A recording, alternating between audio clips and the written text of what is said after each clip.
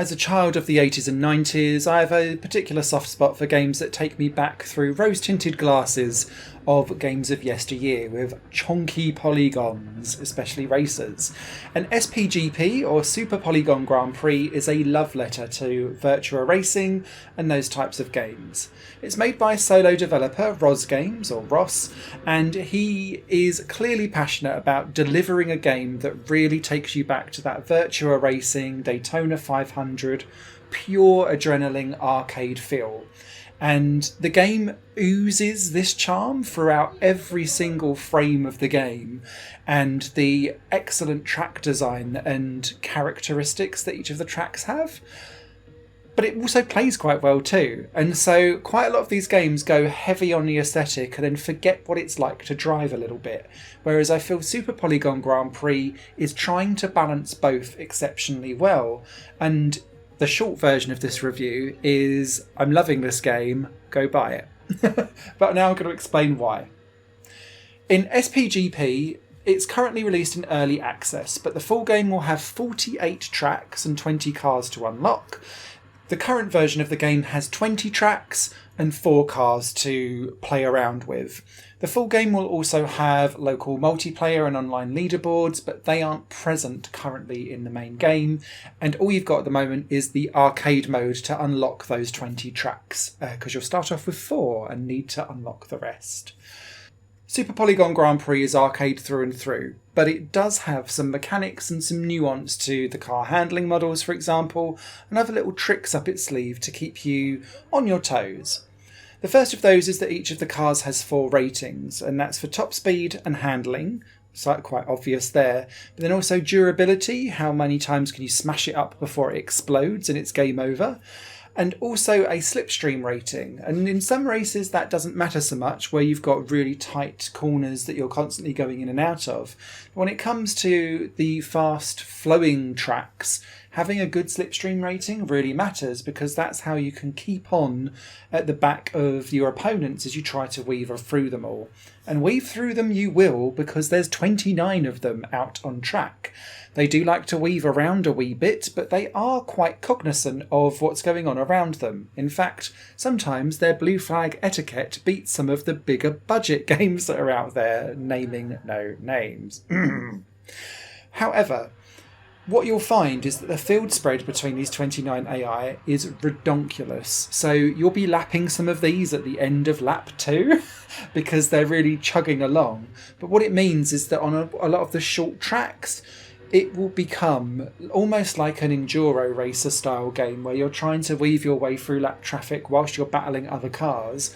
And it's really adrenaline pumping as you try to navigate your way around lapped cars, lapping lap cars, lapping lap cars, whilst you're battling over like third position. And so it's really busy. And this then leans into that kind of durability factor, because you might be bashing up against lots and lots of cars or ricocheting off them, and the game keeps you relatively grounded. You can't like explode off into the air and it causes like massive airplane crashes, but if you do hit them at a particular angle, you will explode and cause a yellow flag. And you can do that several times, but after a while your car will reach its critical damage point and it will chug along very slowly with lots of smoke and sparks coming out the back. And this is where the pit lane comes in. You can, at the end of each lap, dive into the pits and stop and then immediately go again on acceleration to repair your car. And although you don't necessarily have to do this until your car is totally like shot to bits, sometimes it can be a good tactical advantage to, if you know you've got the time and you know you've actually smashed into quite a few people. It happens a lot in this game. Sometimes a safety pit stop will save you from a game over, which can be quite useful. The other thing I really like about this game is that the tracks, whilst they are ridiculously themed, and there's some great ones in here, they are modelled on, roughly, I'm going to say roughly, real-world circuits. So there's a Mickey take of Brands Hatch in here. The Saudi Grand Prix circuit is rebadged as running through the Royal Palace and through central London, which I thought was quite funny. And like there's Laguna Seca is a giant American Army like missile site, for example, and you can spot the way how inspiration has been taken from various circuits around the world, but you're never quite prepared for exactly what Ross Games has done to it by the time you get in. And what I also like about it is that there is dynamic events going on as you go through the races too. So at the British circuits, for example, you'll have the red arrows flying over the top, but they won't necessarily come back again. There's a racetrack where there's lots of dinosaurs like running around, and you're going through various different fossils and dodging various T-Rexes. And in the final lap, a giant meteor comes overhead and then it smashes into the ground. And if you're underground going through some of the caves, all of the lights go out. And it's little things like that that just make me go, yes, love it. And it's that characterization and total commitment to the stupidity and barminess of these level designs that really works for me.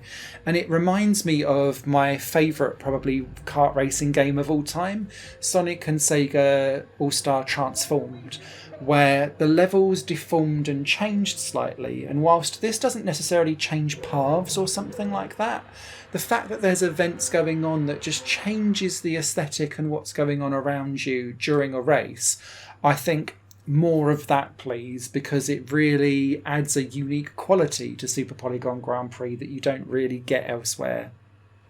When it comes to the handling, this game is skiddy, but it's skiddy in a predictable way, and it depends on the car that you choose as to how skiddy they are.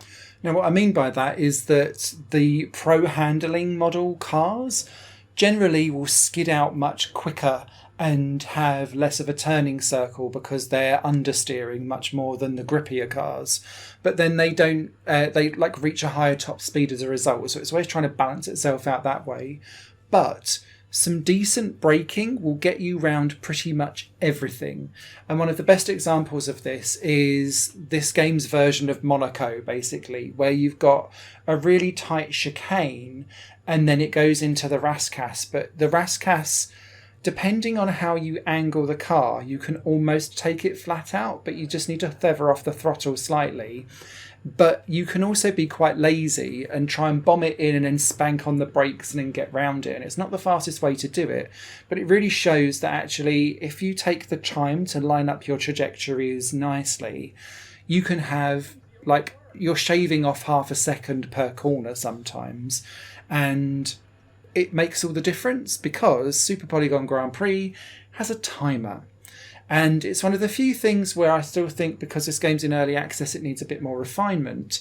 But the timer goes and adds on more seconds as you go through various checkpoints. Sometimes the timer feels extremely harsh, given that you could be leading the race quite happily, but the timer still runs out, and then you're like, what on earth was I supposed to do? And some of the like total full throttle tracks that you've got that are going on, sometimes you're only clearing that race by like 8 or 9 seconds, and it feels really, really tight. Whereas other races, you've got like 40-second gap, but all the time in the world, and you're not even like fighting for the win. So I do think that needs a little bit of tightening up over time as well. The other criticism that I'd have currently at the moment is the sound design of this game. And it's not the actual sounds themselves, and the music is fantastic and it really goes well with the bright environment. And there's a really cheesy arcade voiceover that goes on too. It's the balancing of the sound. So crowd cheering is about 3 times the sound of the engines, and it's really incessantly loud as you go past it. And all of the effects are basically way too loud, but the voiceover is at different volumes depending on which sample it is that you're triggering. So it just needs a bit of balancing out, which I'm sure will come through the smoothing out over time. But it was just one of those things where I ended up turning down quite a lot of the effects because they were just so loud and jarring in my ear. I really, really like this game. There's definitely some polish that needs to happen with the UI, perhaps over time, but the handling, the AI, the aesthetic, the just characterization and fun-loving nature of this game absolutely shines through, and you can polish all of those kind of little bits around the edges that are a bit rough during the early access period. But what you can't polish is that translation of enthusiasm and just excitement about going arcade racing in this chunky Polygon era. Very few developers can translate that exceptionally well, and Super Polygon Grand Prix, for me, does it. So if that's not a ringing endorsement for where this game I think will go in the future, I don't know what is. So big thumbs up from me. Delighted I bought it on day one of release. I'll be keeping a beady eye on it and doing follow-up videos later on as big chunky Polygon patches, no doubt, will release. Any comments or questions, leave them down below. Go racing, have fun, catch you out on track. Higher Plane Games is part of the Higher Plane Network, a completely independent media outlet supported by people like you. The goal is to create the best possible content that cultivates a richer indie scene for games as well as music and entertainment. To find out more and to get involved, visit patreon.com/Higher Plane Network. Your support makes all the difference, and in return you'll gain access to bonus content and downloads. Thank you for watching.